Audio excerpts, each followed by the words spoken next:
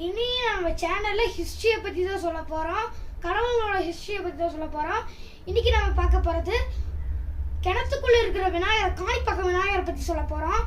அந்த ஒருத்தன் காது கேட்காதவன், ஒருத்தன் கண்ணு தெரியாதவன், ஒன்றும் வாய் பேச முடியாதவன், அவங்க தோண்டிகிட்டு இருக்கும்போது ரத்தம் வந்துச்சு.